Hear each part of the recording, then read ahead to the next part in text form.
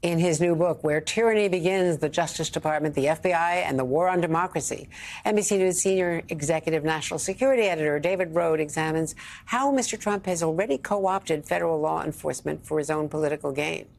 Rohde writing, growing numbers of FBI agents saw politically charged cases as career enders that could result in public vilification, the loss of their pensions, and given Trump's vows of revenge, criminal prosecution. What seemed like paranoia in 2017 was now abundantly clear. Trump had wiped away the norms designed to protect the Justice Department, and the cost of holding him to account was now devastatingly high. Two-time Pulitzer Prize winner, my colleague David Rohde, was also held hostage after being captured by the Taliban in 2008. David, you have so much to share here. Congratulations on this extraordinary book. Thank you so much. And you're a national security expert. You're a former hostage. You are a down-the-middle reporter, first and foremost. Thank you for saying that. But the facts, when they are so clear about what you have uncovered about Trump and the Justice Department during his term, are laid out in this book. It's remarkable. Well, there's a positive side. There were a lot of career government servants here in Washington who were sort of trying to do the right thing. And it's a confusing position, the Attorney General. The president's elected. They have a Democratic mandate to carry out certain policies. So let's say a president wants to crack down on violent crime or crack down on environmental violations. That's fine. Post-Watergate, the rule was that the president never meddled in specific individual criminal cases. And to have the former president talking specifically about jailing his enemies is, a frightening thing. And I found that Merrick Garland, on the other hand, was in a way almost liberals say too cautious in terms of prosecuting Trump. And so it's this hyper partisanship that's causing public servants to, that quote you had about they just feel they're going to have their pensions revoked, they're going to be vilified, and I fear people are going to leave nonpartisan public service.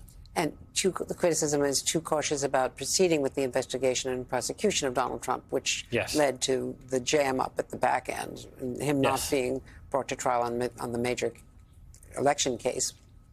And the delay, the Supreme Court's immunity ruling, which created even more leeway. Again, the model before was that since Nixon, all presidents for half a century would never meddle in a criminal investigation, particularly an investigation of themselves or their aides. And that this new immunity ruling has said that any conversations between the Attorney General and the President are absolutely immune from being looked at as criminal. And now the Mar-a-Lago search, which was textbook, by the book, a search warrant, a judge, warnings, FBI, and evidence that hasn't come to court yet. It's in the indictment. Evidence, video evidence, other witnesses. So that is now the concern, that the FBI is going to be under attack for that if he were elected. The book begins with a meeting a few weeks before the search of Mar-a-Lago, and there was a group of FBI agents that the head of the Washington field office did not want to carry out the search. And it wasn't that this person was pro-Trump.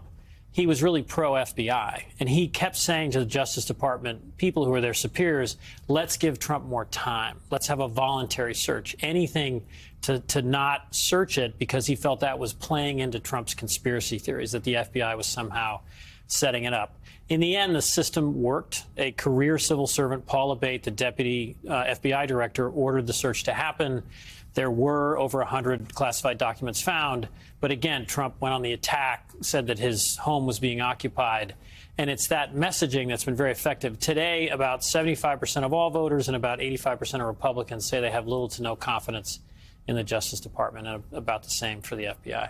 It's a huge challenge. More to come. The book is amazing.